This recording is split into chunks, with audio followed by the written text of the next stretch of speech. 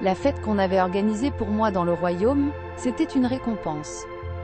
On m'avait donné des grades et des pouvoirs supplémentaires, beaucoup d'argent et j'avais gagné le respect.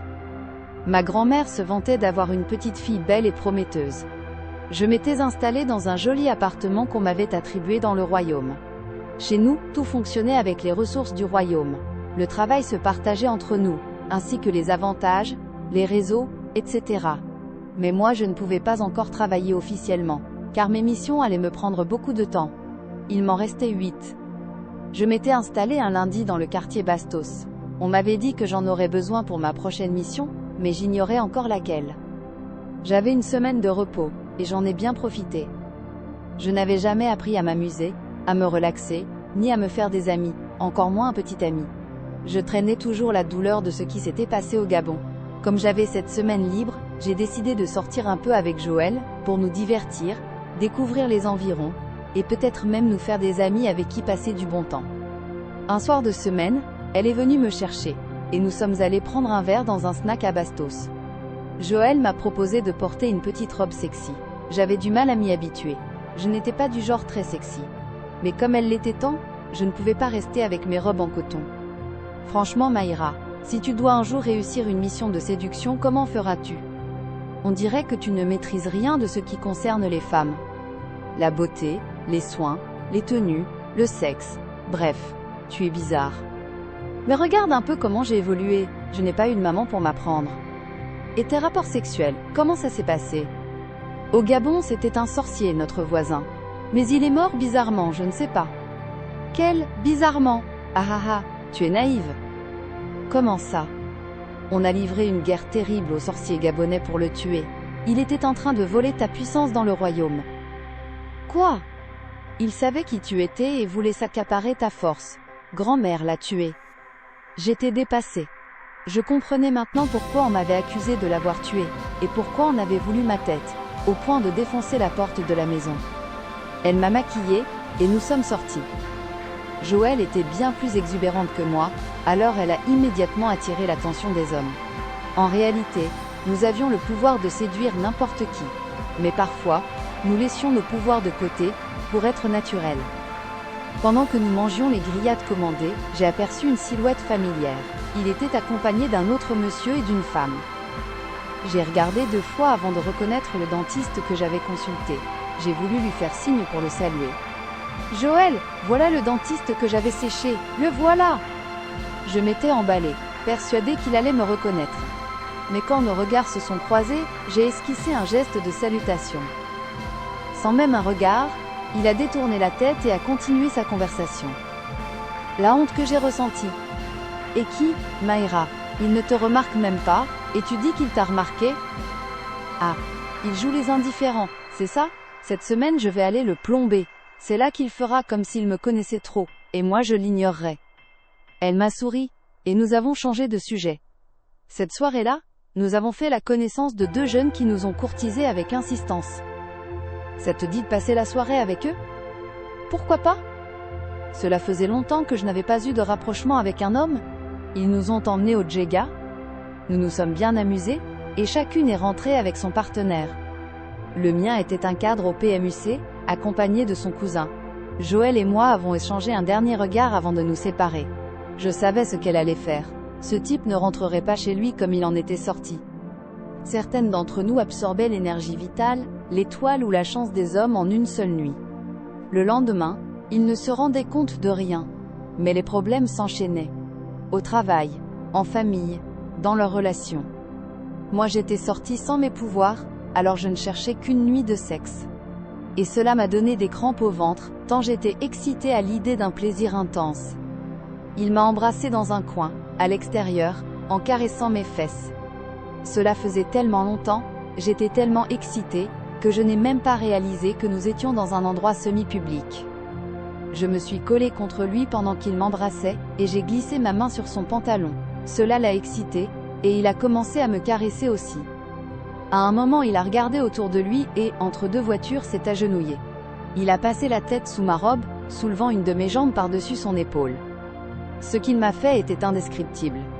J'ai été tentée d'en faire un esclave sexuel, le genre que j'appellerais dès que j'en aurais envie. Plusieurs d'entre nous faisaient ça. Je sentais sa langue sur mon clitoris, et je ne pouvais m'empêcher de gémir. Des spasmes me secouaient. À un moment j'ai ouvert les yeux, croyant entendre des pas. Personne apparemment, nous étions dans un coin isolé, un genre de parking pour les clients du club. Mais j'aimais ce côté dangereux. Il a senti que je me distrayais. Qu'est-ce qu'il y a? Son souffle chaud sur mon sexe m'a encore plus excitée. Rien. Continue. Je n'ai pas pu finir ma phrase. Je venais de comprendre d'où venait le bruit. Il était près d'une voiture, la main sur la poignée comme pour l'ouvrir. Nos regards se sont croisés. Mon dentiste. Son expression m'a fait comprendre qu'il savait que quelque chose clochait. Et, étrangement, son regard m'a tellement excitée que je n'ai même pas eu la force de repousser l'homme à mes pieds. Il s'est approché, assez pour voir ce qui se passait, et nos yeux sont restés verrouillés. J'ai voulu baisser la tête, honteuse, mais je n'ai pas pu. Nous sommes restés ainsi jusqu'à ce que je jouisse. Le problème, c'est que cela faisait si longtemps que l'orgasme m'a secoué violemment. Je me suis tellement tortillée que, par malheur, mon partenaire et moi avons perdu l'équilibre. Nous avions tellement bu que cette position était difficile à tenir. Heureusement, je me suis rattrapée à une voiture, tandis qu'il s'est retrouvé à terre. Ça va? Oui, je ne suis pas tombée. Et toi? Juste un peu mal au dos, mais il faut qu'on parte. J'ai hâte de te baiser correctement. Tu es bonne. Reste ici, j'entends une voiture. Je voulais voir où était le dentiste. Quand je me suis relevée, il était parti. Je n'avais même pas remarqué qu'il nous avait suivis en boîte. Il attirait de plus en plus mon attention. D'autant que son visage ne trahissait aucune émotion. Impossible de deviner pourquoi il m'avait fixé ainsi. J'ai laissé tomber mon partenaire et suis rentrée dans mon nouvel appartement. Je n'étais pas allée dans notre monde, mais ma mission suivante m'attendait sur mon lit, dans une enveloppe. Il s'agissait de jeunes mbenguistes, fraîchement rentrés de Mbeng, avec de grands projets. Je devais m'immiscer parmi eux, et tout faire pour que ça échoue, jusqu'à ce qu'ils finissent fous. Le lendemain, nous avons voyagé. Mais notre avion a eu des problèmes. Nous avons croisé notre voisine de derrière, qui se lavait dehors vers minuit. Par mégarde, notre avion l'a heurtée en passant. Physiquement, elle n'avait senti qu'une piqûre dans le dos, mais c'en était fini pour elle. Finalement, nous avions dû atterrir en urgence quelque part, pour trouver un autre moyen de transport. Nous avions repéré des sandales abandonnées devant une porte. Nous les avions prises pour continuer notre voyage. De retour dans notre monde, je m'étais approchée de grand-mère. Ma, pourquoi cette mission qu'on m'a confiée? Comment ça?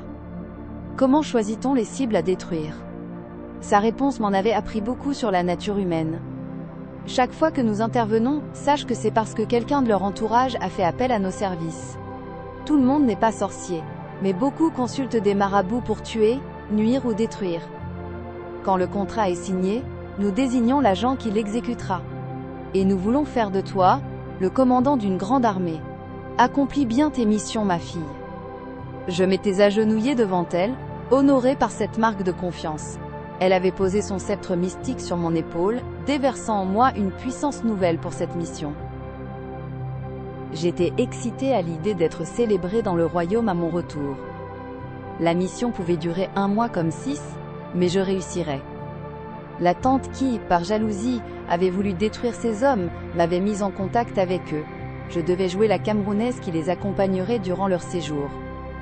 Au début, j'étais juste l'amie utile pour les guider dans les quartiers et les ministères. Je m'étais documentée et acheté des vêtements modernes.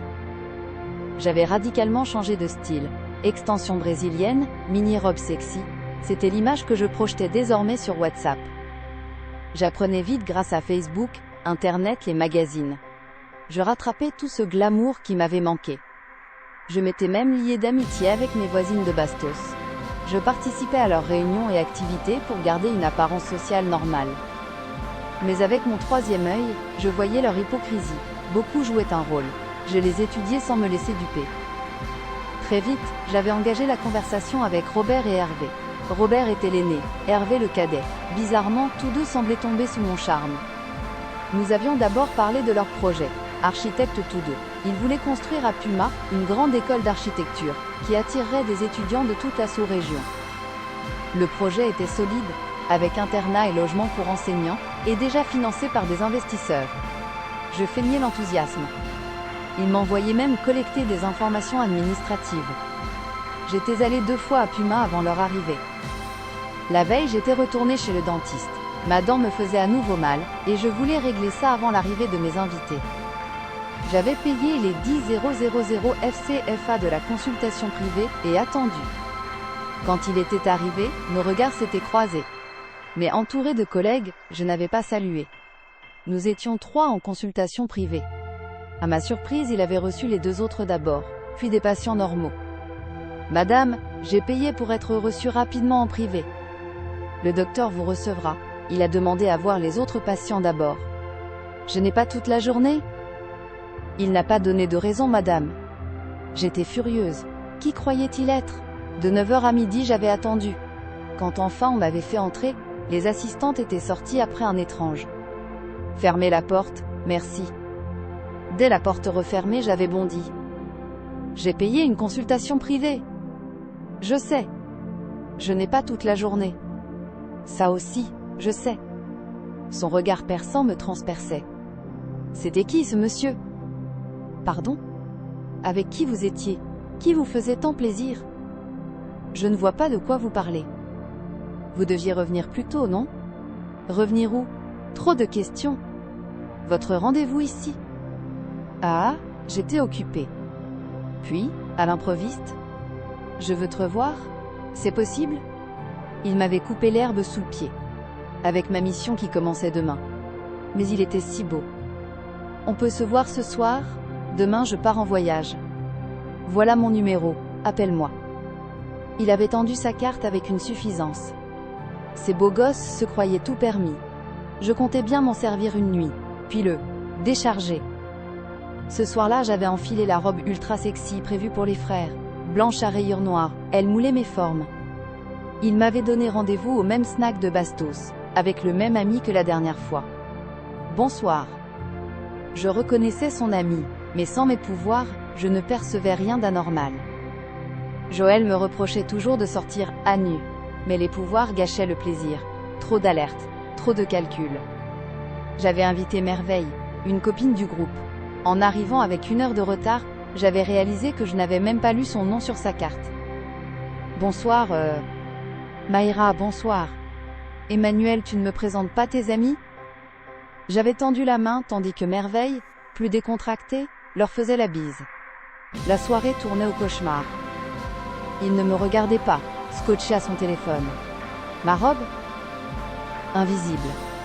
Merveille. Elle, le dévorait des yeux, le touchant à chaque blague. Lui ne réagissait qu'à elle.